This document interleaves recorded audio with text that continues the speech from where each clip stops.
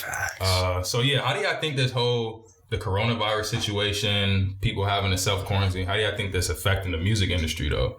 Like from all aspects, as far as touring, releasing music, rollouts. Shutting everything. Everything's just shutting down. Everything is shut down, but it's about to transform this entire shit, bro. Yeah, and I don't think it's going to go back to normal either. Oh my God. Oh my God. Hey. Oh my God. Fellas. No Label the Pod. Episode 19. Got it wrong last time I did. Episode 19, man. How y'all feeling today? Feeling great. Pretty good. It's a little somber mood, you know what I'm saying? It's real chill outside. Yeah, I haven't been outside. It's nice out, right? Yeah, it's a good feeling. Like it's quiet, but it's like a little air. It's like, I don't say eerie, but it's like a real settled, like everybody like ghost town type shit. Yeah, ghost town vibes. I'm gonna go for a walk later to the store. Essential, bro. I've been doing that a lot, like waking up every day because with my job, I work at the gym, so I don't have a job technically right now. So I just been waking up, getting some sun. Like I'll make sure I do it for 60 minutes always, whether if I'm like working out outside or just pulling out the yoga mat. No. I was honest to God, I was saying I need one. I got one. Really? Yeah. I had it for a while before the whole Corona shit started happening, but yeah. Yeah, I'm getting that and a weight vest too, because I'm gonna do. Get right. Every time I buy a weight vest, somebody steal that shit, dog. That's like that shit. What you mean? They be coming to your crib and stuff? Yes, that's bro. Wow. Like, hey, whoever got his weight vest, return the jump, man. Real quick, and I'd be like, no, dog. And the next thing I know, that should be gone. Dang. At a friend's house. Oh yeah, I took real was working out. Never see that motherfucker again. Yo, I remember my man's Rose kept getting weight vests, bruh, and the man's would never work out. He'd get the weight vest work out for like a week, not use it anymore. How much are they? They expensive? Nah, I never had one. Well, yeah, it depends which one you get. Like 50. They range. So what boys been listening to this week, man? A lot of music dropped on Friday. They did. Yeah. Like projects and singles. OD. I sent y'all Kiana Letty. Yeah. Kiki. Her debut, y'all Kiki. It was weird. Like when you said that to the chat, I was literally listening to it. Like, yo, and I didn't listen to her, the previous project she had, but the one before that. I think it's called Selfless. Oh, the one that has the black background cover. Let me check. Where she kind of looked like your girl KJ. But yeah, I was listening to that like I think a couple hours before you had sent that to the chat.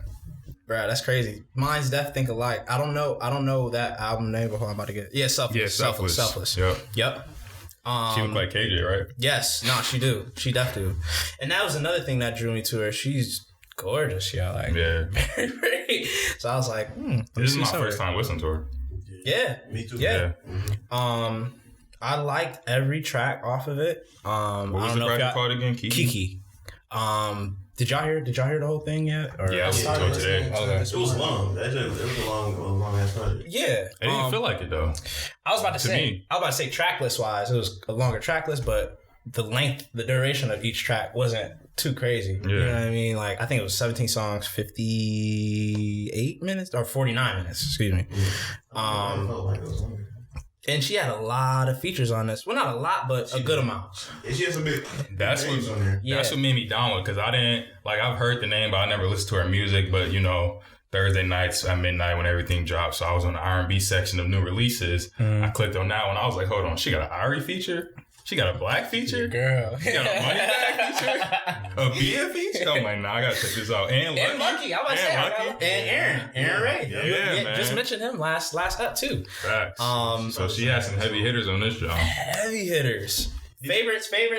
I gotta look at this. For mine, I definitely have to say. Skitterloot a lot. Yeah, go ahead. Wait, what were you saying? Skitterloot. Oh yeah. That's a good one. I think that was pretty creative. Wait, I'm losing. Oh yeah, I knew that was the one before, because the one I liked before that is Plenty More. That's like a top one for me. That, Honest, and Protection.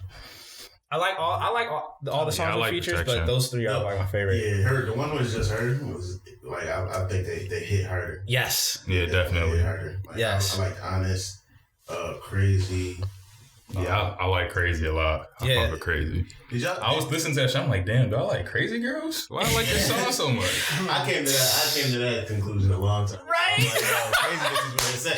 They be where it's at. It's just you gotta find which level of crazy. Nah, it depends on levels to that shit. It depends on what type of crazy, bro. Like you can't just be like just a crazy joint, but I kind of want to know that you can tap into that if need be. Yeah, that's the only thing. Right. You can't just be naturally walking around like some psychotic John. Nah, I ain't with that.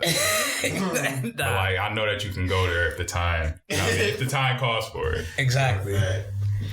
But like, I want you to think about slashing my tires. I don't want you to actually do it. I want you to consider it. OD. Wait, now what's your favorites? Yeah, Crazy. He said Crazy, Honest, and I want to say second. I like the Black joint. Oh, bro, yeah. Black only gave us like 8 bars though. Yeah, I ain't like that, bro. What I was thinking with that, it might have had something to do with money wise. So? Yeah, his check now is like his bag is a little crazy. Yeah, bro. But I mean, if she could get all these other features on, she can afford it. I'm pretty sure a Moneybag feature right now costs more than a Black feature to me. I mean, that's the thing. You don't think so? Mm-hmm. He's selling more. His last project definitely sold more than Black's. I mean, y'all can talk. I'll look it up. Yeah. I don't know.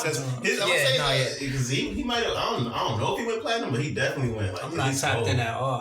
I've never listened to him. To Black? Moneybag? Moneybag, yo. I be playing Moneybag in the crib all the time. Don't be real.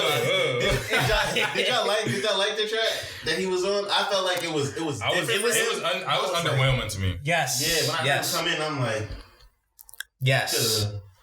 Could have threw a different like hood doing it, and that's why I feel like his verses ain't more than Black's, because it's like we could find somebody to replace you easily. Yeah, there's plenty of other people. Like you can't find R&B artists that sound like Black to put on a song. I completely agree. For sure. I completely agree, bro. That's just how I was like, but I definitely think he put out way more projects than Black, but I don't think he sold more than him. Facts. And going back to what we were talking about with the features and, whether or not, different people are required to get paid more. I don't know if certain artists are under the same label. Black sold East Atlanta Love Letter sold 77,000 and first week. And Moneybag Yo's Time Serves sold 66,000. That's a hell of a jump for sure. Yeah. But I don't know if certain people are on the same label that she's under with Republic or whatnot. So I know sometimes when that happens that you kind of bypass like paying out. But she definitely had a lot of hitters, like we said. Other than like we just said, other than the Moneybag Yo feature, wasn't bad. It was just kind of, look like you said, a little underwhelming. And it wasn't even Moneybag. It was Bia to me that was underwhelming, because I've been tapped into Bia I say like honestly this past week I've been tapped into her heavy. She dropped a single or something, right? Yeah, Cover Girl. Yeah. And I followed her recently because she was on the song with Russ, and she's been getting a lot of publicity from that.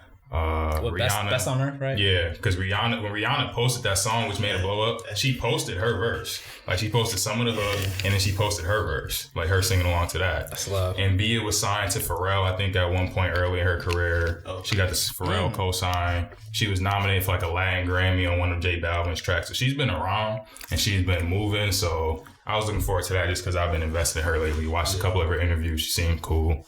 She's fire. And obviously she's fire. Oh my God.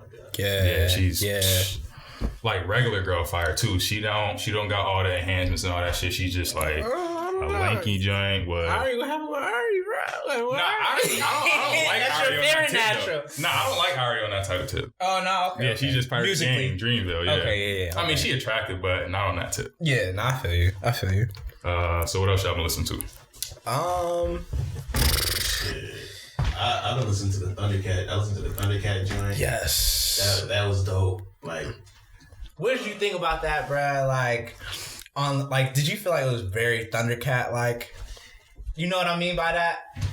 Like, how he is. Yeah, I know how he is, and a lot of the time, like, this is the thing. Like, this is the first project where I felt like he was more coherent, and it was like I could follow what you're doing, right? A lot of his other projects, I feel like I can't follow where you're going right now. Like I'm not, because like he's a different dude. He's a very different dude. Like I watched some of his like interviews and stuff, so it was like he's odd, but it's in a good way. Yeah, and it's like I appreciate that, especially in music. Yeah, it's like I want you to be weird, right? So it's like. But this project, I was like, I could follow along. And it's like, I feel like a normal person, like, who doesn't necessarily have a super artistic mind could follow along with it. Right. So, like, in comparison to his other projects, I'll say that. Because, like, yeah, one of, like, my favorite songs is fucking, like, what was it? Dragon Ball Durag. That's the only song I've heard off the project. That one and the song before. Because I heard it prior to, because Dave had it on. Did you have it on the playlist? Well, no, he had it on. And then I put Fair Chance, the one with Ty Dolla $ign and Lil. Yeah, I heard that one too. Yeah,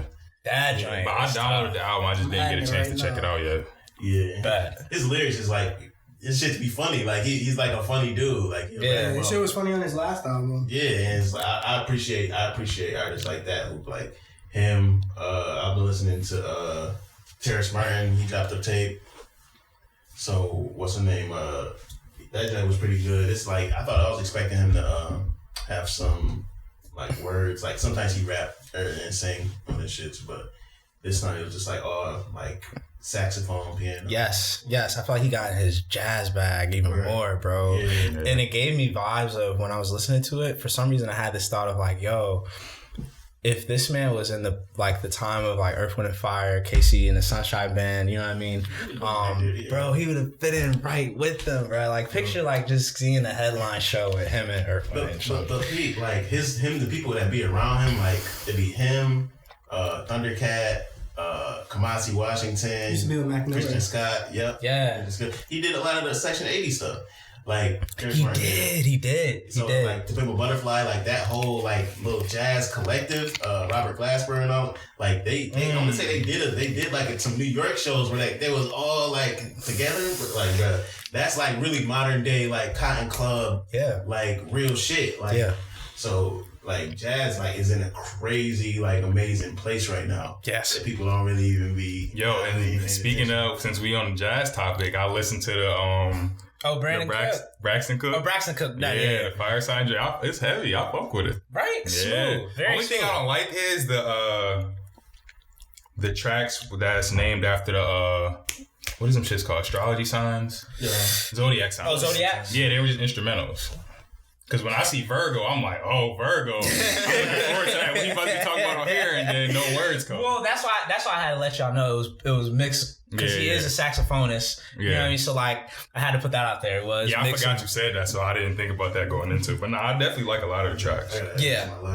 What was your favorite off there? Well, you mentioned Virgo, but if you had to say. I want to say Shooting Star. Second one, yeah. The first four, bro. The first four, I feel like were like his solid ones. Yeah, Shooting Star, and I say Don't Want to See You.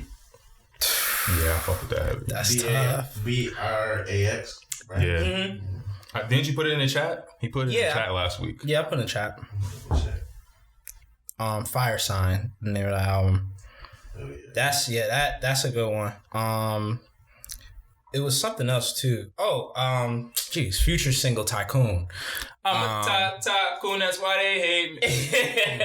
Nah, that didn't go crazy, bro. For real. But I want to touch on that later because I have a topic for that song. Bet. Obviously Drake's Tootsie Slide. Shouts out to Tootsie, man. I've been playing them Frank singles, bro. K-Undo. Those are new singles? Yeah. I kept seeing everybody post them, but I thought it was something old. It was which one call it? K-Undo and Dear April, right? Yes, sir. How do you feel about them? Dear April was fire. They both fire, but I fuck with Dear April way more. You and the Frank have? Something like that. You already know what it is over here. We know Dave is for sure. Definitely the Frank guy. The Spanish one I actually like. Well, it was mixed with Spanish because he was saying some English. Yeah, he was saying some English. But Dear April was more like that ballad, more ballad area, and that's his strong suit. And I like that track a lot too. Yeah. But K-Undo was definitely fire. Who Needs Love too? Tory Lanez. Yeah, I've been bumping that too. Tory been dropping singles like every week. Yeah. What's the one you just said? Who Needs Love? He dropped Do the Most a couple of weeks ago, I think. Yep. And there was another one. Huh? Tory singles? Yeah. Yeah. He gonna drop something crazy. Definitely. I think it was. And I believe, New Toronto 3. That's what he's dropping. He's dropping it. Album or mixtape? Doesn't really matter. At this point, it's a project. I love to well, put it like this. This is his last project on Interscope. Yeah. Okay. What is the difference between nowadays? What's the difference between a mixtape and an album? Really? I feel like artists are more free to do what they want on mixtapes. Because like when it comes to the albums, it's like I feel like you can tell when they're trying to really push it, and you can tell like there was somebody else's money behind this, and I have to please them in a certain way in order to make this sound like they wanted to, like the people behind them wanted to sound. Oh, make sure we gotta have a single, we gotta do it. Like mixtapes just like, nah, I'm gonna make all these vibes, this shit sound dope, and then I'm gonna just put it out. But can you tell that prior to them saying, like, can you tell that prior to them labeling what the project is though? Like say artist just puts it out, you just listen to it, and then 3 weeks later they say, oh yeah, by the way, this is a mixtape. That's like does that change the way you listen to the album the next time you go back to it then? No, I can tell when somebody lying though. Like you can tell like when somebody bullshitting. Like when the album is like when I'm really taking my time. I want this concept or whatever to really be a thing. And then versus like a mixtape, like I say like what Moneybag or what Moneyman doing, like he dropping like these would be like mixtapes. These not albums to me. But like I see in that case, he hasn't dropped any albums then. Because all his projects pretty much sound like that since I've been listening to him. Yeah. That's how I take it. And I look at like even like with the Nipsey's career, like he had dropped his first album right before he died. Like Victory Lap. Been in the game for forever. And it's like you could feel like there was albums. Yeah, I was about to say, but those projects but they mixtape have a different feel. Yeah, but even in his interviews, he was saying like he approached all those projects as if they were albums, like the Crenshaws and whatnot. Yeah, like Crenshaw, Mailbags Money. I would say those two. I'm considering those albums just as far as being a Nipsey fan. Felt like albums. And even the Marathon tape, I would consider that an album. But like the ones after that, before Victory Lap, so like Slauson Boy 2, I consider that a mixtape. The collab tape he did with Bino, I consider that a mixtape. I feel like it depends on how much attention and like effort they put into this project, whether it's a mixtape or an album. To me, because sometimes like when it's a mixtape, people just like, man, I just want these songs out. I really just want to like get this shit. It's off. a completely different. Yeah, versus like when I said, oh no, I have to make sure the video is clean and has to be the best and da da da. And it's like you can tell like they're really trying to present this work to you. Versus somebody mixtape is like, man, if it's a mixtape, like I'm gonna do it. It's gonna sound good. Like if it work, it work. If it don't, it don't. I'm gonna keep it moving. Albums, they be like, no, I'm trying to really roll this out. Like I'm really trying. Like I don't know. That's just how I get a different feel from it. Yeah. Like and I say that with Tory's because like mixtape Tory's like them joints sound mixed like mixtapes and it, like his albums. I was never a big fan. I don't know if you can say they sound like mixtapes though, bro. To your point, to me. But like with Tory, with me, I honestly I'm more of a fan of his mixtapes, quote unquote, than his albums. So like the New Torontos, the Chicks Tape series before Chicks Tape 5. Like I was more of a fan of those than like a Hate Me Now and what was his first project? I Told You. Memories Don't Die. Yeah, Memories Don't Die. I think that might be my favorite Tory project outside of Chicks Tape 5.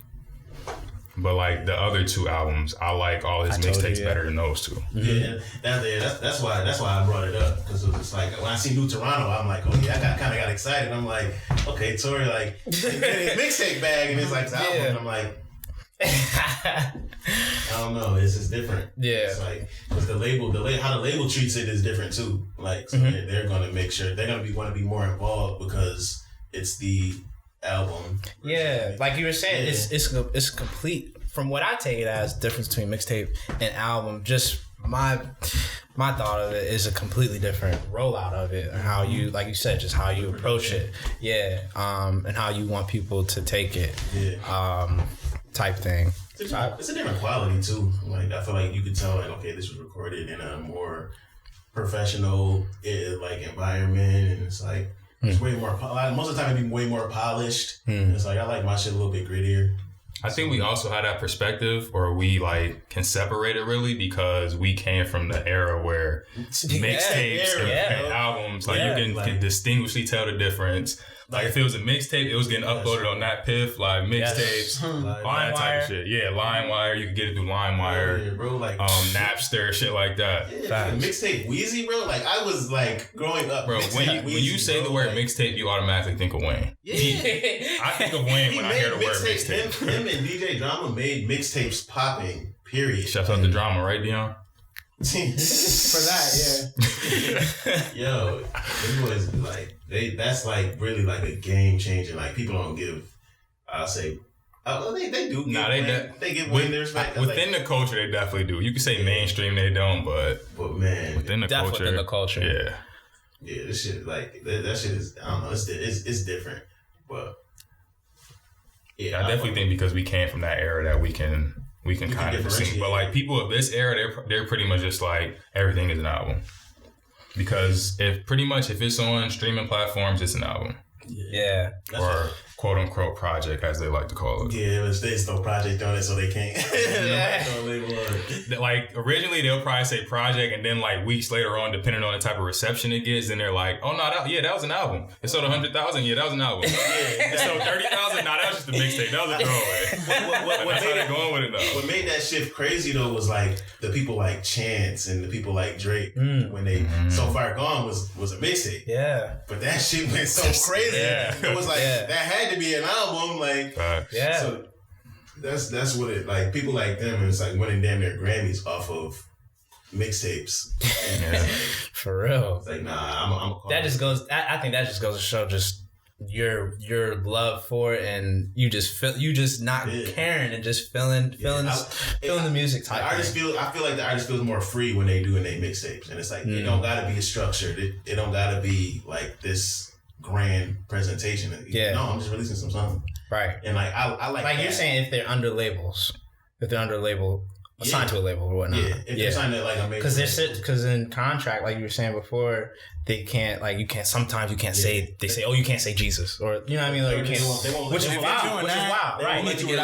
They won't let you release unless you have a quote unquote single. Like, okay, you got to have a song within this BPM range. We want you to have a song that sounds like this. So give me 3 songs that sound like these 3 songs, and then we'll let you release your project. Right. It's a whole. It's a whole. I can't even imagine making music like that. Would suck, bro. Yeah. And that's what was that was the trick. Like they used to be able to get artists like that, and it's like, but now we in the information age, you kind of know.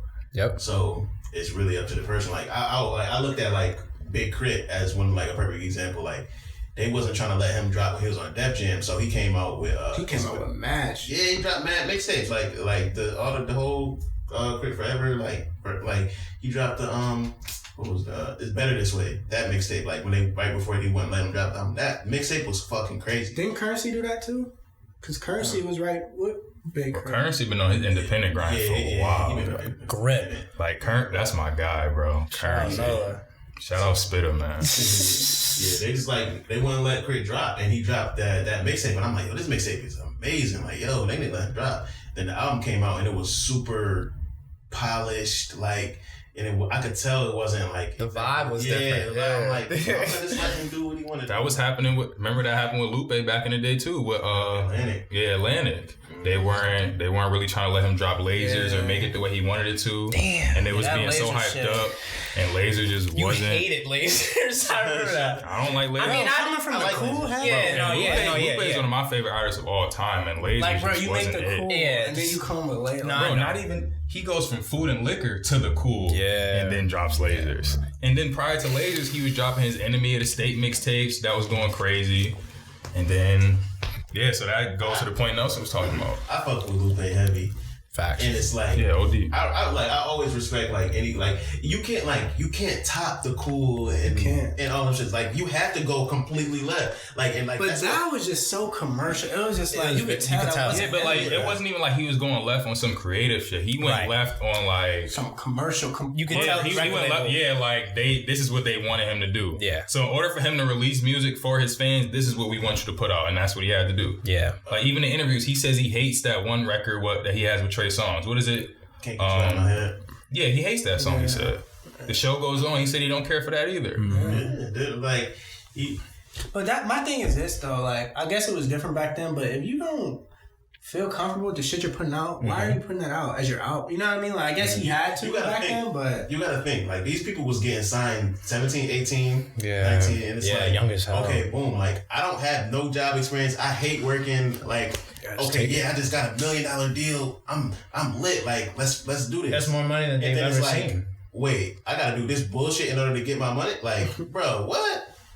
They like, fuck. So then now they making music, you hate it. You get to a point where you're so frustrated and they like, well, we're not gonna release your music.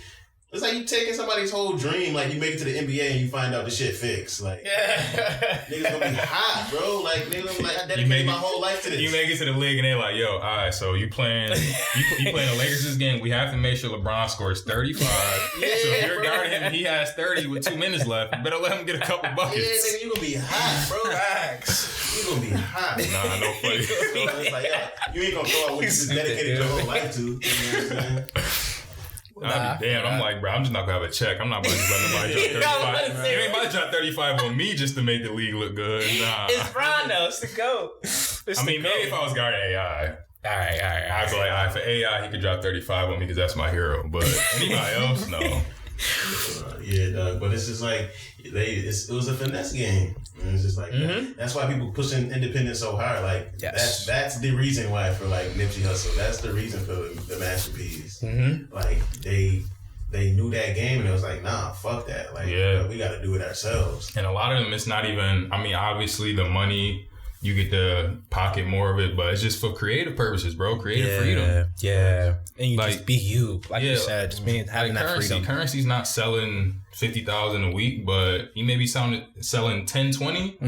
But he get to put out whatever music he want, when he want, work with who he wants, invest his money how he wants into what he wants. Right. You want to sell 1 million, you want to sell 1 million albums, getting 10 cents off of every album, right? Or you want to sell maybe 40,000 albums, but you getting $8 off each album. Right. Actually, it's a different type of, you could brag different. Yeah. You know what I'm saying? Like that's what Joe used to talk about, and he was like, when people would say his albums will flop, he's like, but I made 80% of the money I came back from this. Like, that was later in his career though. Yeah. Like super later, like when he was about to retire. Because he even says that he was getting screwed over in all his deals up until he got the Empire, I believe. Damn.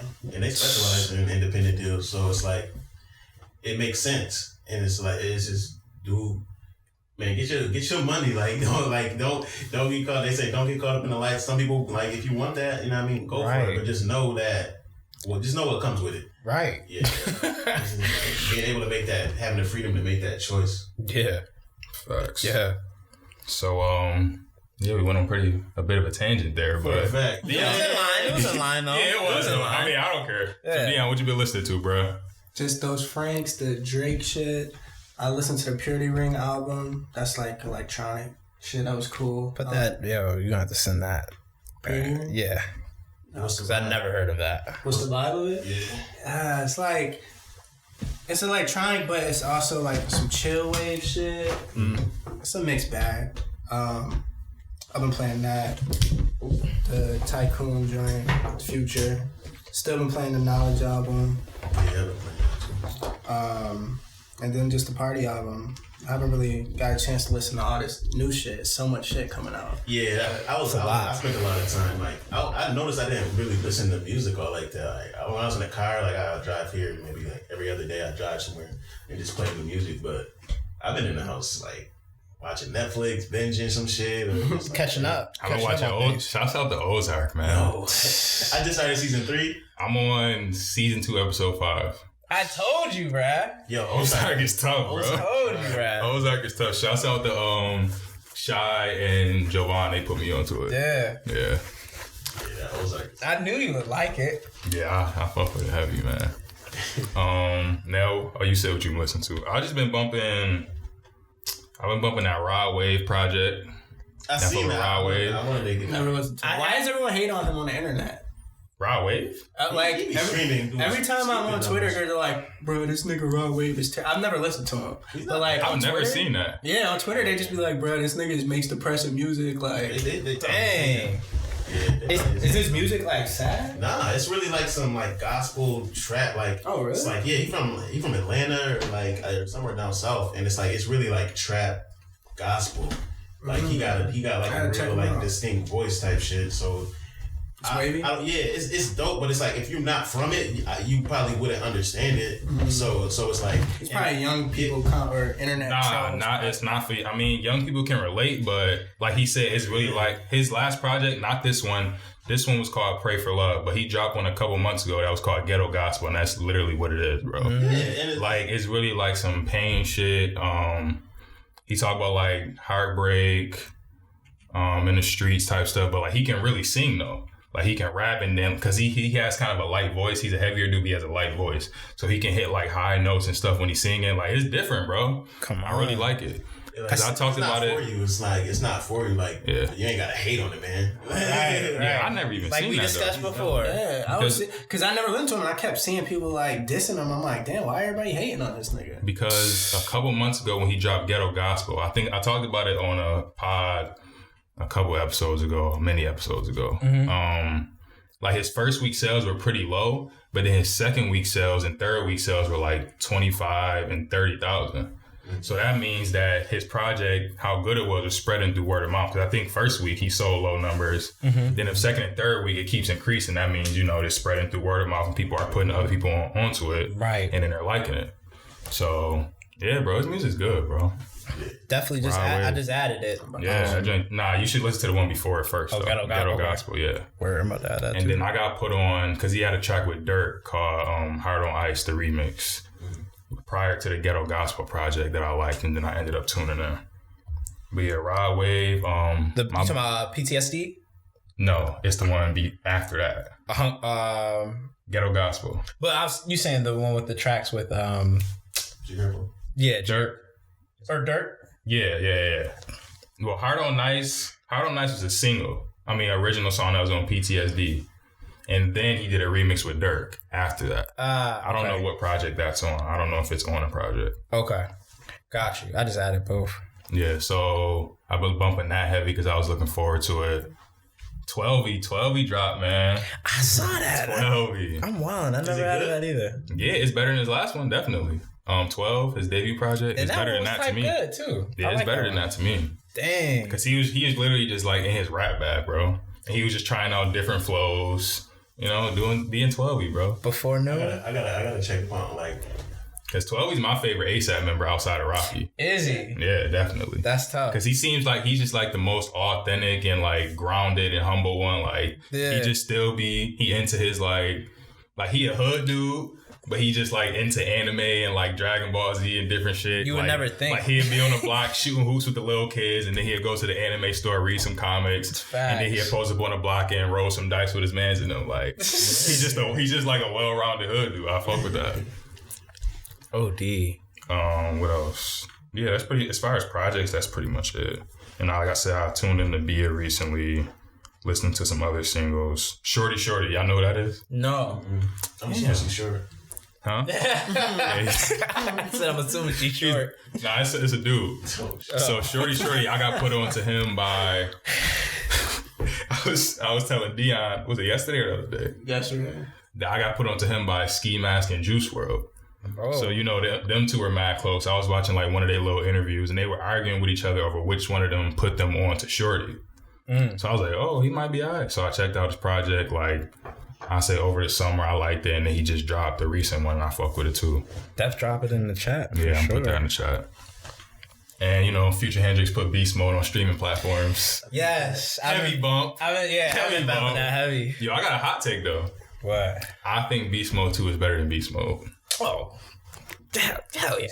You think so? Yeah. Oh, I thought it was a hot take. Of course, nah. Nelson he's making a face. I gotta listen to the first one, but I definitely rock with the second one a lot. Second one, I just think it was just a little bit better. Yeah, better. Yeah, it was better. I gotta look at the track list of Beast Mode 2. Because Beast Mode 1, I think it's definitely good, it's fire. Yeah. But it got a lot of hype over Beast Mode 2 because Beast Mode 2, he kind of just like threw it out there. He didn't really promote it. But Beast Mode 1 is because it was during that run when he was going crazy. Real Sisters and all that is on Beast Mode 1, right? No. Yeah. Real Sisters? Yeah, it should be on there. It's not though. You don't know why it's not like on the Dirty Sprite. Yeah, on the mixtape version, it's on beast mode. But then on Apple Music, he didn't put it on there because he had originally put it on Dirty Sprite 2. Oh, that's right. I don't think it's better. Yeah, I don't know. I gotta listen. Before I make that. I remember songs off Beast Mode. I don't remember. Before I make Beast Mode didn't it just come out last year? Yeah. I gotta listen to the first one. Yeah. Like last year, spring. Something like that. Yeah, it was, or maybe the year prior. Nah, Monster is his best project to me.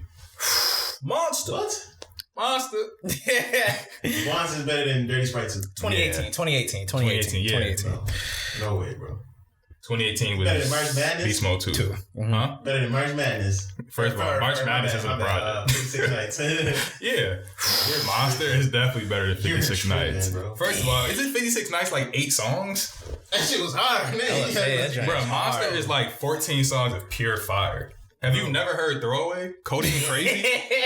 Nigga, DS2, nigga? Was you outside? No. You said 56 Nights. Yeah. I said both. We on tapes right now. Well, Dirty Sprite 2, that's like the commercial one, though. It's definitely fire, but most people, when they think of Future, they're going to be like, oh, Dirty Sprite 2, and I'm going to automatically be like, you're not a real fan. Yeah. If that's the first project you go to. Yeah. I agree. I don't know. I remember Future's run, and I remember Dirty Sprite 2 being the fucking exclamation point. Yeah, it was. That shit, like, bro, because I ain't gonna say, like, I wasn't following that run from the beginning. I picked up on that run maybe, like, around, like, a little bit before 56 Nights. So it was, like, when I was, like, I'm like, oh, shit, I'm trying to think where I was at. Hold on, what y'all... My bad to cut you off. What y'all first? What a Time or Dirty Sprite 2? Ooh. Dirty Sprite 2. Dirty Sprite 2. Yes, too. But yo, I remember that shit. That shit was going crazy. Yeah, because Beast Mode was part of that run. That's why I said it was getting more hype. Like as far as later on when you look back, because it was Monster, which started it off. I believe Beast Mode, 56 Nights, Dirty Sprite 2, and What a Time. And then after that, that's when he was dropping like Purple Rain and all that stuff. Yeah. Purple Rain. I feel like that's the one tape that people I gotta go back and listen to it. sleep on, bro. That joint is tough. Hell yeah. I'm gonna go back and listen to it. Nah, Purple Rain is that. Purple Rain. Got Wicked on there. Fucking. The joint, I'm about to say the Black sample, Perky's Calling. Shit, he basically took that joint from Black. Because everybody thought it was his song. The Perky's Calling? Because that's originally Black's ex calling off of Free Black. His first project. That came, Perky's Calling came. Perky's came, yeah. Perky's. I swear it did. Perky's dropped. Trust me. Perky's dropped before Black. Bro, Black even said it, bro. X Calling came out first. It was his song, bro. No, it didn't, bro. Heck nah. Google it right now. Hit the Google. Yo, I'll Google it. Hit the Googles right now. I'll Google it. Because I vividly remember him hearing the beat. Like, he listened, Black's the time. He said he listened to it. And he cut it off. Right. He said he cut it off because he didn't want to take Future's flow or anything. Exactly. Or his idea of how he was trying to go on it. In some interview, he said that shit was his song first. I don't know about that. Oh yeah, but Future had that crazy ass run. What was the question? OD. I forgot what the question was. Well, it wasn't a question. It wasn't a question. We brought up that Beast Mode hit. But since we're on the Future tip, pause. Super pause. You're good. You're good. Since we're on the Future topic, damn, both 2016. So we got to see what month. What'd you say? Both 2016.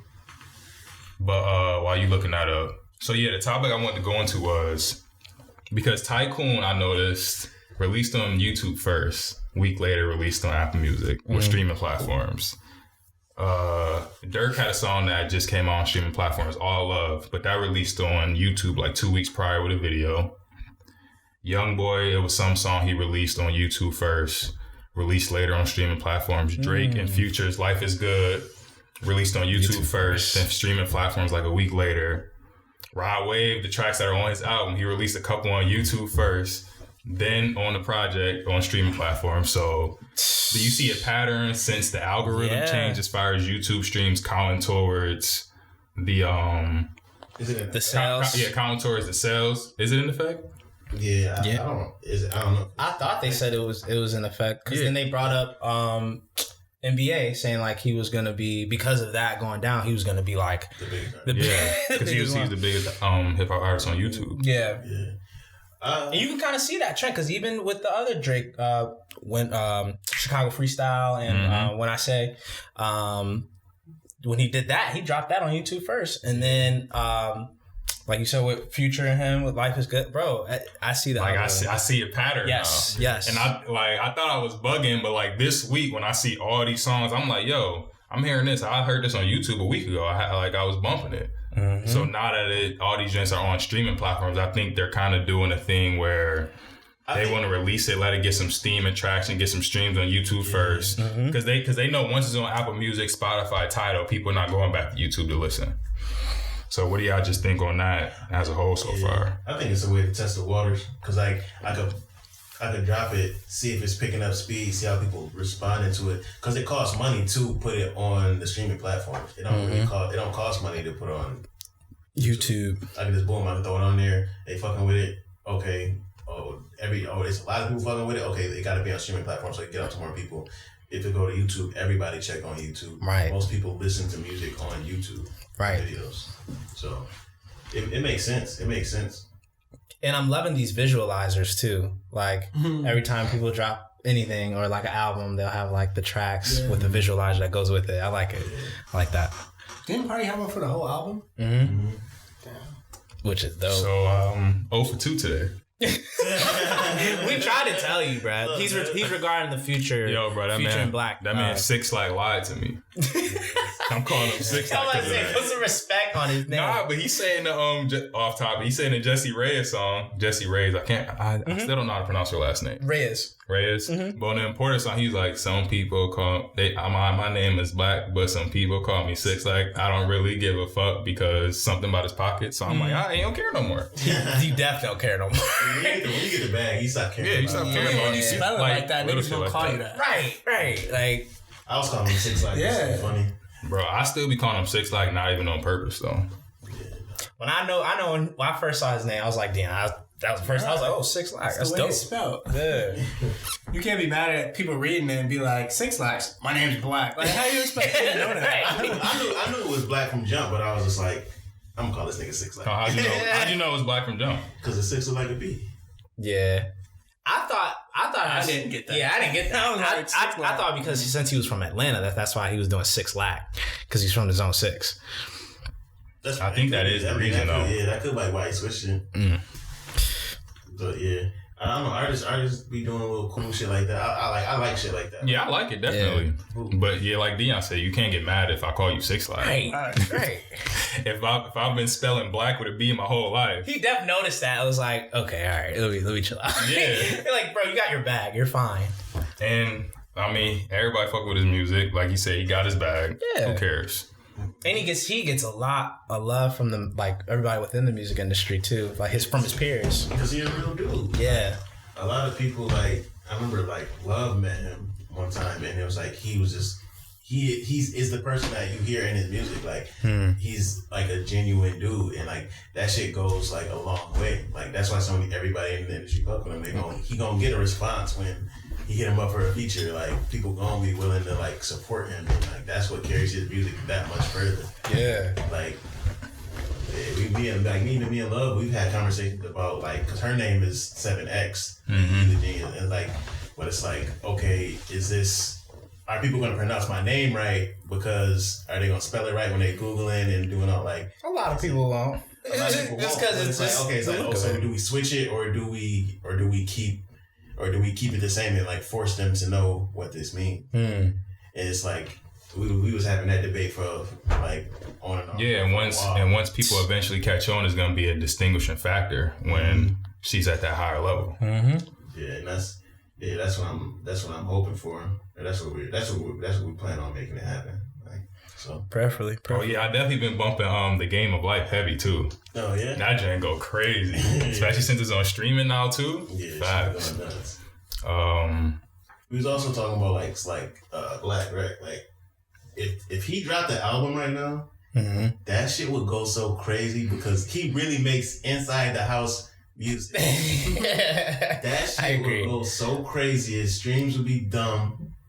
And I feel like any artist right now who don't Especially the run he's on right now. Yes, bro. Yes. Like any artist who doesn't like touring, like, bro, drop your project right now. Like, right. Get that shit done and out. Cause we don't gotta worry about that. And then you even be able to still perform those songs when the time come around if you do choose to do performances. Right.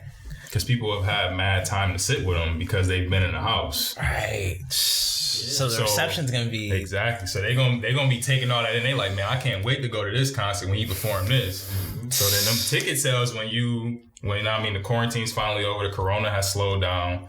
When them ticket sales drop, them shit's gonna go fast. Facts. Super fast. Facts. President Trump said around August that people can be back in arenas and stadiums and whatnot. He's shooting for that. So we'll see if summer is gonna be when the time comes. But niggas gonna figure something out. Niggas gonna be at the park. That's summer, bro. Yo, bro. It's gonna be tight. I said it last week, bro. Once June hit, I'm outside.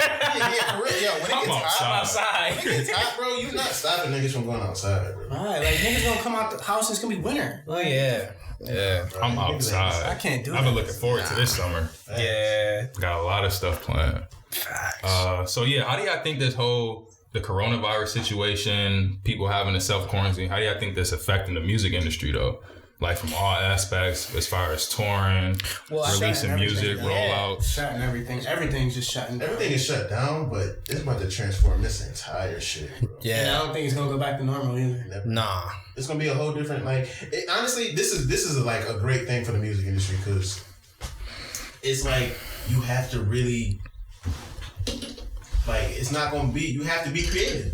Like, it's forcing people to, like, really tap into a whole different type of creativity. Like, you see, I've been watching and tuning into the showcases of, like, people catalog battles and on IG Live. Yeah, bro. Like, I've seen clips. I haven't watched them, bro. I woke up like this morning like at 6 a.m. to watch the T-Pain and Lil Jon joint. I missed it yesterday.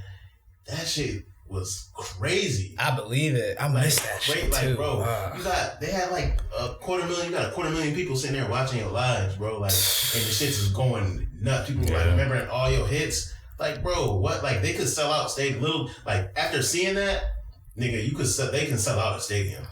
Like, easy. Like, but it's like for real, like I don't know about that because it's a difference between sitting in your crib, going on IG Live and catching some shit versus spending your $150 to go somewhere. Yeah, I was just about to say that. I'm telling you, bro. Like, who's they even say if they're even gonna be having concerts after this shit, bro? And like that's why I was pointing at you because you know why the virtual brought the virtual the shit. VR and this is after all this going on. That might be that is it already made sense, but this is definitely I could see that being like bro. I can see that going down for sure. For sure. But I just kind of did it for you. That was episode like that was a minute ago. 4 or 5. Yeah. Bro. Yeah. Bro, like even then, like imagine all those people on IG Live, but you could be in a VR headset and you could see a bunch of everybody's niggas jumping around doing whatever. Like, that'd be different, Brad. That shit crazy. Crazy, bro. I mean, for people who haven't experienced concerts, maybe, bro. But as far as like the overall atmosphere of a concert, seeing that artist performing with the stage set, it's not gonna be the same. Like me personally, bro, that VR lens shit, that don't do nothing for me. Have you ever had one on though? No, I'm saying in terms of concerts. Like if he's saying I put the VR on, I get to see all these people, everybody else that's in the live, but the artist is still just sitting there playing the records on his laptop. I don't care about that, bro. Well, I think it wouldn't be like that. It wouldn't be like his living room. Yeah, it would still have. What he's saying, picture everything like you said, normally going to a concert, whatever, but virtually. Literally, like it's gonna be. The production company is now gonna be the tech company. Yeah, that's why I was saying in that episode, like it's gonna be like niggas gonna be getting signed to tech companies, bro. Yeah, like you're not even gonna be fucking with the labels like that, or the labels gonna become the tech companies to create this virtual club or Live Nation. I should stop saying that. I need some good ass ideas. Yeah, bro, you really need to. I mean, but yo, it's gonna be. Why not?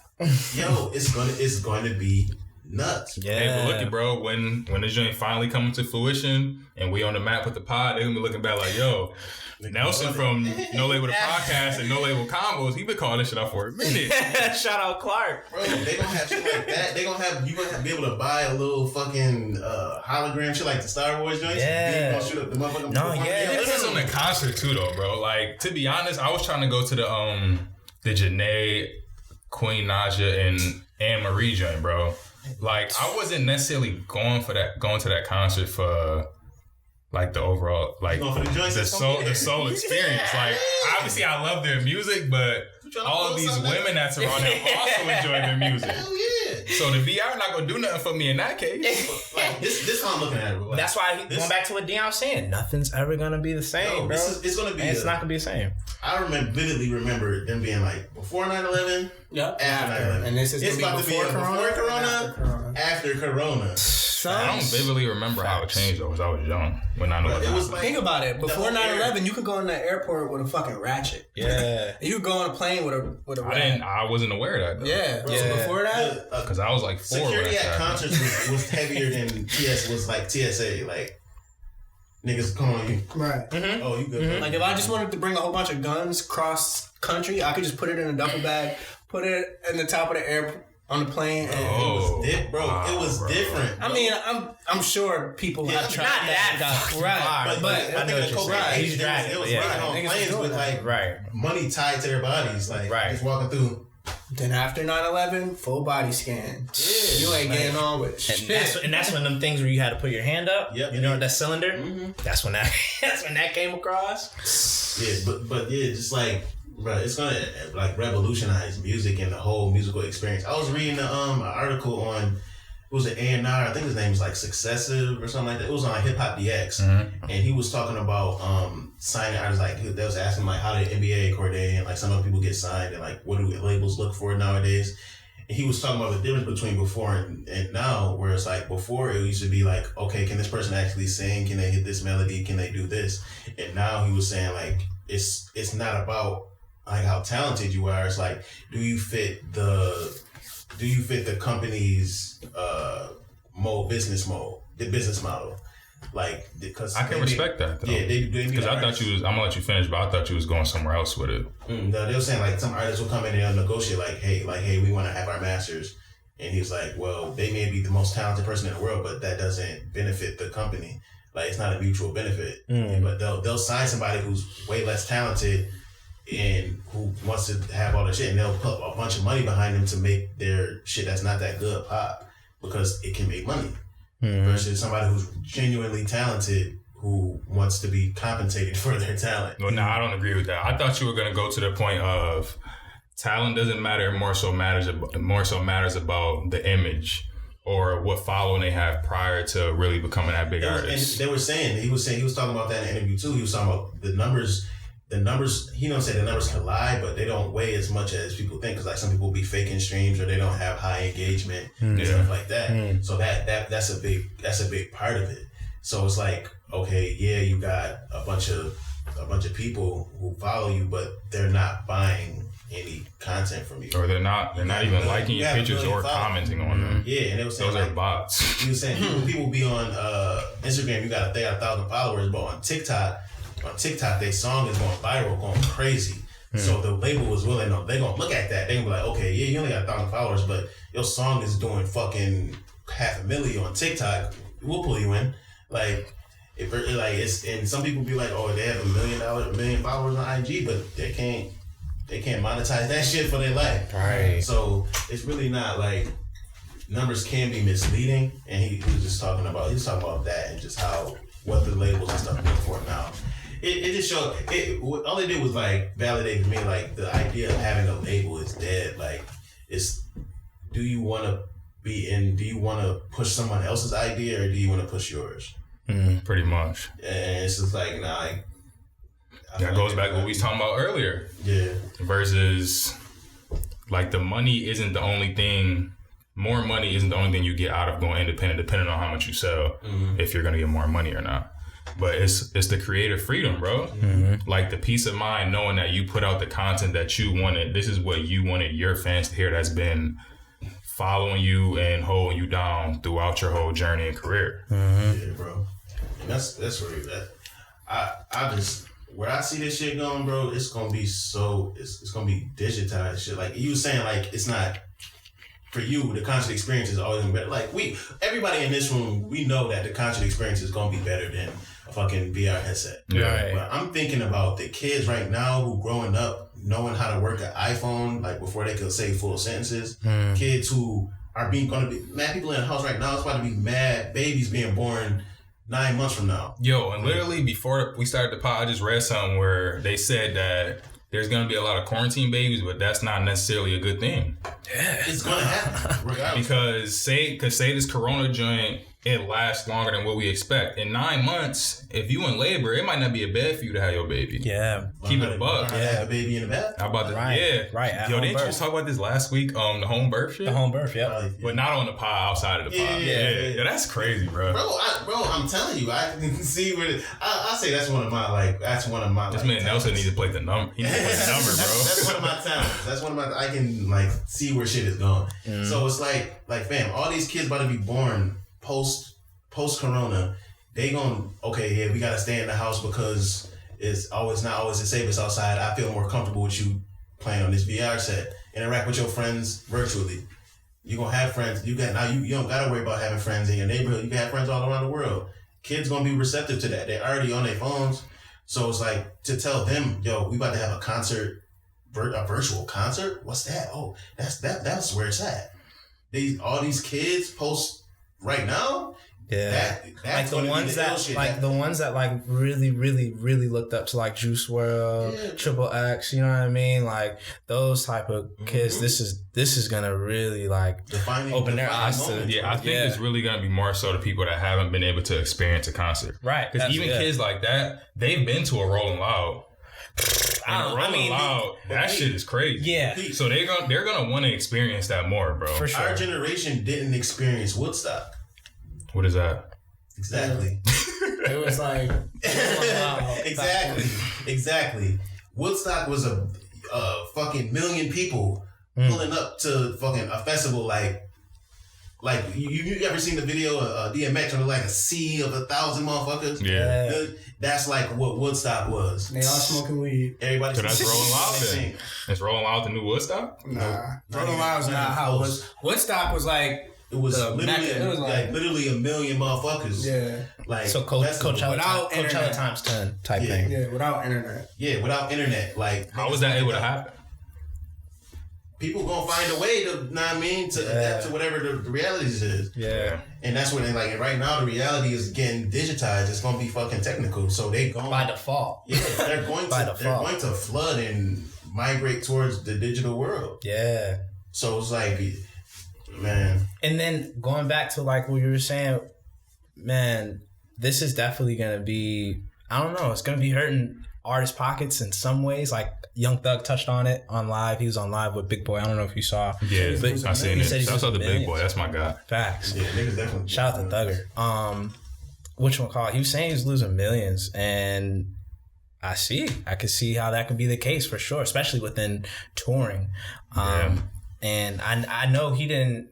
He said he was going to drop another album after dropping So Much Fun. Yeah, he did. It was going to be a more rap album, he said. Right. Yeah. So I know he was really looking forward, after dropping that, to touring. I would assume so. He was going to be touring for sure after dropping all that. Yeah. Artists like him, like obviously it's affecting him. He's losing millions, but he's good. No, he's fine. But I'm more so looking at it from the perspective. I'm saying if he's already complaining about, not complaining, but if he's already putting that point out that, I'm losing millions. But like, just imagine the other artists who's trying to come up. Yeah, like the underground artists who basically they don't have a 9 to 5. They're making all their money on shows and a little bit of money they get from streaming. Them couple of half a cents that you get from streaming because they ain't a lot. Yeah, I'll take it a step further. Think of the people that around him that eat off of. Yeah, for a fact, the management team. Those are families too. And that's what Thugger was saying. He was saying that's why he was mentioning it too. Because he has people that he has to help out. Obviously, his parents, whomever. How many people rent was he paying? Right. On top of that, you know what I'm saying? Like, facts. It's a lot of. And even his team too. The people who he's employing, not even his family taking care of, the people who he's employing that are also taking care of their families. Facts. Because I watched a couple interviews. I don't know if y'all know who Lunch Money is, but I was watching one of his interviews on Revolt, and he was basically saying that he was compensating for like his team. So like the people who make the cover arts, the graphic designers, the management team or whatever, he's actually a manager, but his rest of his management team, that like he's compensating for them. He's still giving them their bi-weekly salaries. Like he's making sure that they're still taken care of during this whole pandemic. But what other record labels and independent labels are doing that? Because some people might have to just fend for themselves because they was barely making enough off of their show money. So now that they're not getting the show money, how they gonna be able to pay you? Right. Bro, you just even gotta think about it, like, bro, even these venues, bro. How do we know that venue didn't need to continue to do shows? Bro, I don't care about the venues. In order to maintain that's their true. business. That's like, very true. Because it's all connected. That's going to be destroyed. Like, and just think, as a matter of fact, I do care about the venues because they're technically creators. Yeah. Because I care about the creatives in this process. I mean, we gotta care about the venues because if it wasn't for them, we wouldn't have anywhere to go for the show. Well, we're creative, so we would find a way. True. No, that's true. They need us. True. That's true. That's how I see it. That's true. They need us to fill the shit out. Pack the venues. That's true. Niggas gonna go out and drink. Like, people just gonna go out regardless. Mm-hmm. Bro, just think about how quick and easy it was for them to get everyone to stay in the house. Like, and for how we're saying this shit's not gonna go back to normal. Like, it was like that, bro. Yeah. Shit happened like that. Like, it's crazy just the what we're living in and just how quickly shit's changing, and people not even really realizing how much it's gonna change. People are just like, oh, when Corona's over, we out. Like, nah, it's not gonna it's be not like that simple. bro. How do you know that though? Because what's going on right now? It's a pandemic. And what they're planning as the solution with all the vaccines and all that, it's not gonna be, oh, Corona's over, we outside. Like, they're gonna implement, if you do go outside, okay, you have to do this, you have to do that. So I get I was thinking the other day, I was talking to Love, and we were just discussing like how things are just gonna change, and like what came to mind was like how a lot of people are like, oh, okay, it's perfect time to be creative, make sure you're planning and da. But it's like, don't plan for what you know. You know what I'm saying? Like, have your, like, think about the goal, but like the avenues of getting towards there are going to be completely fucking different. Everything's about to fucking change. Mm-hmm. So it's like, don't think about. Yeah, because it's never going to be just straight free road. You might have to take some back routes. Yeah, right. Bro, it's like, regardless, pandemic or not. Yeah, you're gonna really have to like learn how to navigate the digital world. You're really gonna have to. Your business mind has to be times 10 now. That's what I think. And it's on like, point. Everything is just gonna be so.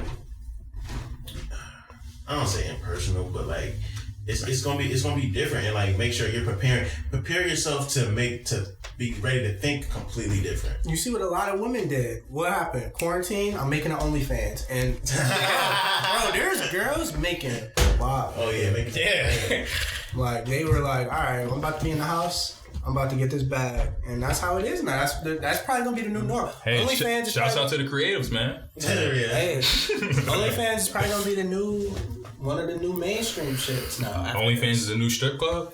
Damn near. Damn, bro, I never got to go to Magic City, though. Or King of Diamonds. Or King of Diamonds. My cousins did, too. Or Starlets. I got to hit those, bro. Before the VR shit happens, because it's going to be VR strip clubs. I don't even want to talk about this no more. Yeah. Because it's making me sad. Seen Ready Player One? Yeah. Yeah, yo, that shit. Yeah, it's gonna be some wild shit like that. Yeah. Like, he had the whole body suit. What year did that movie take place? I'm about to say, that came out a minute ago. Something. I think it took place in like 2003. Bro, I don't doubt it, but it's like the VR, like when the Virgin would touch him, he had a suit on where you could feel like the VR touching you and all that shit. Yeah. That shit is gonna be, it's gonna be so crazy. 10 years from now, this shit gonna be crazy, bro. Yeah, we're gonna look back like, remember the Corona pandemic? I mean, that happens with a lot of stuff, but the fact that we're actually at the age where we can kind of understand, where we can really understand what's going on, understand what might happen, what can't happen, how things have been changed. Right. Because 9/11, like, I was 4. Nelson said he remembers. I don't really remember shit. I was 8. You was what else 4 on happened? 9/11? Yeah, because it was a couple days before my birthday. Oh. So I would have been turning 5 in a couple of days. I felt like we were older than 5, 6, bro. Yeah. It's 2001. I was in 95. I was born in 95. Okay, yeah. Oh, So yeah, we 2001, were 6. so yeah, I we was were 6. 5. Yeah, we were 6. I was 5. Okay. Yeah, I was in school. And then this is just, like you said, it's a pandemic, bro. So it really, nothing's going to be the same, bro. Like, at all. At all. I can't get over that. We just gotta adjust like we've been doing, bro. No, yeah. Yeah. Yeah, be ready. Just be ready to learn to be different. Like, be ready to not know some shit. Yeah, but it's gonna be definitely a lot of. It's a great It's a great equalizer, dog. Yeah, niggas like if you're a creative, gonna be destroyed, but a lot of millionaires is about to pop up. Exactly. Like if you're a creative, you need to be. If you stuck in your room, bro, fuck that binge watching shit. Obviously, you can do that for a little bit, but. Figure out a new craft that you can work on, gain some knowledge and something. Right. Like we said last episode, stop saying with our generation. Stop saying you're bored. I'm bored. You're not. You're bored because you don't got no fucking aspirations and goals. That's why you're bored. Right. Learn a skill, nigga. You too. Right. I was just telling Dion the other day. I was like, yo, I'm at that mad time next week because I ain't really got to work that much. I'm about to just get nice in Photoshop. Because I was trying to before. I was trying to before, but then I veered off when I was getting more into the video editing stuff. But because Photoshop is complicated, bro. It's different. Like if you want to be good at it, it's completely different. Like I'm trash at it, and it took me months just to get just to go from going a beginner to just trash. Right, even deeper than just being creative, like. Motherfuckers take life for granted, bro. Yes.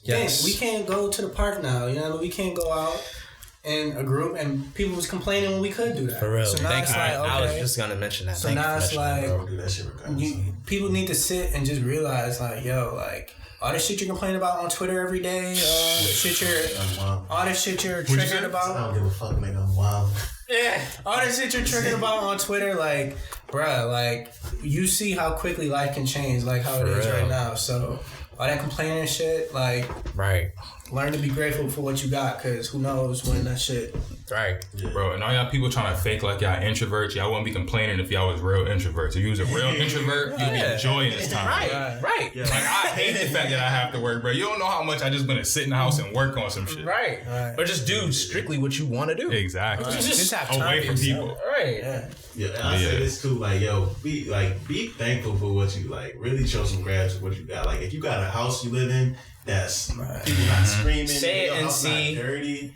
You ain't got roaches in your house. Your parents not addicts. Do I need to get up and zoom in on the camera for you, bro? If your parents not addicts, like, yo, if your parents not sick, don't have mental health issues, like, stop fucking complaining, bro. That's why I be having to do Twitter in spurts, because all I see in that shit nowadays is just complain about quarantine. Like, yo, y'all were complaining when there wasn't no quarantine. Right. Now that there's a quarantine, like y'all complaining. I tell him all the time, I was like, yo, bro, I don't know who you following, because he always complains about how he hates Twitter. I love Twitter. Yeah. Like, my followers be having me crying. Yeah. Or maybe I just see shit differently. Twitter's like, it's a mix of both. It is. I was about to say, it's a mix of everything. It's a whole bunch of thoughts, and it's like, man, I don't even want to sift through. Twitter is hilarious. Look around here. I be on that shit crying. But I agree with everything they said. For my last thoughts on that, man, be grateful and be thankful. I've been preaching that since this whole thing's been going down. Like, there's so many things that go down in life when all this is not going on that you really, like Dion was saying, that you really, really take for granted for.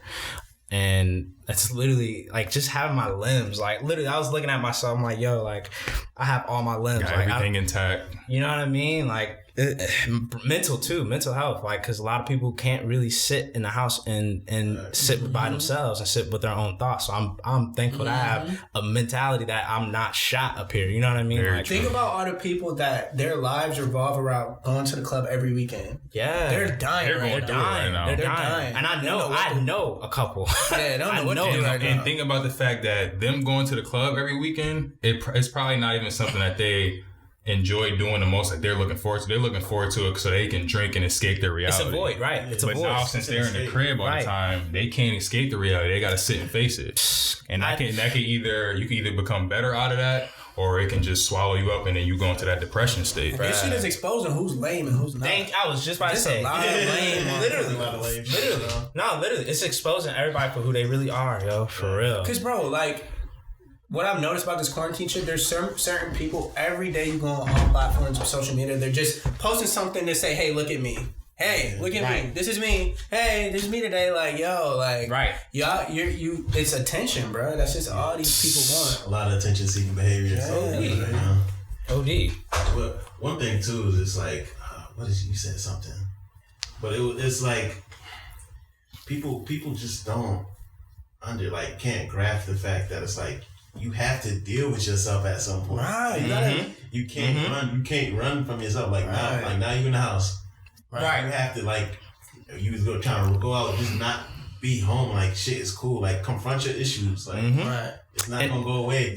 Like confront it so you can move past it. So and I think that has a lot to do also with like people. Kind of, I can go deeper with you know, what's your faith? What's your faith like? You know what I mean? Like, what do you believe in? Do you believe in anything? For people who obviously, oh my god, I can't imagine if I didn't believe in anything being in this time right now. I'd go insane. Even like believing in it himself. That's what I'm saying. That's what I'm saying. That's what I'm saying. Can't even do that. It's just like, damn, like that's got to be it's a different kind of space. Like I can't even really imagine it. But it's like, yo, take the time. Like, you have the time now. Like, whatever idea you dreamt of doing, whatever you imagine it coming out perfect. Like, you can literally create everything from this point.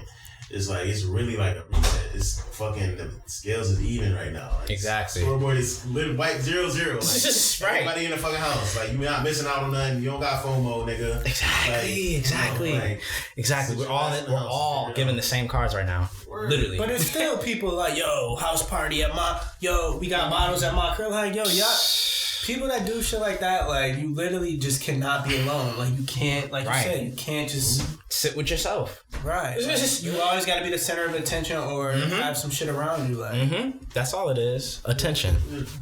Running from self. Right. It's gonna catch up. It's gonna catch up. We're gonna see, like, once things start rolling out post Corona, bro. We gonna see who's like.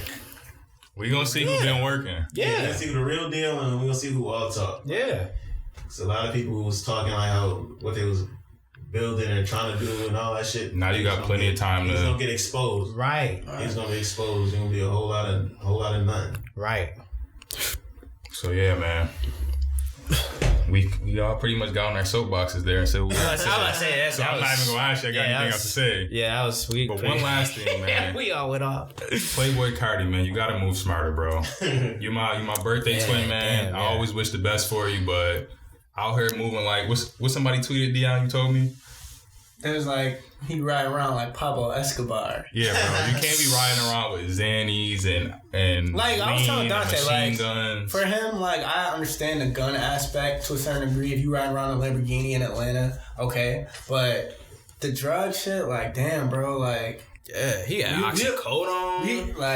He had it all. Lean, Xans. Pounds. But hey, man, it wasn't registered. His vehicle. No. I believe. No, the sticker was expired. Yeah, sticker was expired. So yeah, you just gotta move smarter, bro. Yeah. I mean, he's not in jail right now. He posted bail. I do have a closing statement though. We didn't get to speak on like last week on it was the anniversary. Most definitely. Of Nip passing. Oh yeah. R.I.P. Yeah. If the Nip poster is back. Yeah. The Nip poster is back, everybody. It's like, yo, take the time out to understand, like, if you just found out about him when he passed or whatever, like, ain't even, like, take the time out to learn who he was. Like, I ain't even saying listen to the music. Like, watch interviews, documentaries. Like, bro, understand, like, why he was important and why what he was saying is so important right now. Like, as far as independence and owning your catalog so you can make revenue in time. Like, if an emergency like this happened, you'll be good. Your family be good. Your team. And just in terms of being a businessman and entrepreneur, like just like, gaining knowledge for self Yeah. and knowledge that you can put on and spread to your friends and other people that they can affect their families' lives and spread that knowledge. Like it's all a domino effect. It's all a cycle. And that's something that he preached. Yeah. And this week, bro, a couple of like unseen interviews have dropped for him too. Since two of them. I'll send both of them to the chat. But one of them I've seen clips before, but I've never seen the full one. And then another joint, I think it's like because it says unseen footage. Dope. And like bro, he was talking about crypto in like 2016, 16, and it's like, bro, like the U.S. government just talking about now they just recognizing it, like saying that they trying to make their own. Like, bro, people like him was really trend setting. Yeah. Like that's R.I.P. man. R.I.P. Like really, like take the torch and run with that shit. Like he left a lot of gems. Like shout out to Nick Cannon for like the trailer for the Dr. Sadie doc came out. Continuing that on, like picking up the torch what Nip was doing and ran with it. Yeah. And like we're not gonna let this stop. Like we really gonna do this and we gonna go into the post 2020 running shit. Like you can do it, man. Big R.I.P. Run you and your team on your own. Y'all don't need the establishments. Y'all don't. No. You don't need the establishments because eventually the establishments are gonna need us. We don't need because those establishments got created because of the creatives. The creatives had to come up with the ideas in order for them to keep the shit running. They just provide the money and distribution in the foreground for everything. They need our ideas, and if we can learn the business knowledge behind that, then we can just use our own ideas and we can become the establishments, but in a better way because we actually want to help our people. Yeah, because if you're in a situation where y'all were talking about earlier where it's like you got like an outline of the music you gotta make and you got certain fucking specifications you gotta make, like that's not the way to do it. Like I mean, if you like making music like that, that's you, but full creative, like you shouldn't have any rules on what you're doing. Right. And like Nelson said, some people are put in a situation where they have to help their family, have to help themselves. There's things that they have to pay for. There's things that they have to do. They see that check that's coming. They say, okay, these are the regulations that I have to abide by. Yeah. Okay, fuck it. I'll just do it. I have to buy this. I have to buy the bullet and take this L for this because there's things that I have to, I have to take care of. So it's a lot of gray underlining with a lot of that stuff. But if you can be able to control that narrative and not, have your contract be that way to where they keeping you can't get into religious beliefs and things. If it's going like that, right. If it's going like that, you need to, and you want to change, you have the ability to change it or try to get a negotiation where that can be changed. Try your hardest to do it. Don't just automatically just say, okay, bet I see the money and I'm a sign. Sure. But if you're in that situation where you have to, you gotta do what you gotta do. It's all a marathon, man. Yeah. Marathon. Yeah. And we just talking about how things about to get digitized. When you participate in all of this digital stuff, you have to agree to the terms and agreements. You got to check that little box. You do. And nobody reads it. Reading. You do. It's a perfect time to learn how to read. It's true. Floyd. No, let me stop. All the Floyds out there. See, that just goes into a whole other topic that I'm not going to bring up. Yeah, no. But, no. We're not going to do that. I was about to say something to close out. Terms and agreements. Oh yeah, I never said it on the pod because I've been keeping people updated on me reading the Malcolm book. So I finished it like 2 weeks ago. I didn't say it. Now I'm reading the New Jim Crow. Yeah. Oh wow. You getting into the history? The prison pipeline. Yeah, man.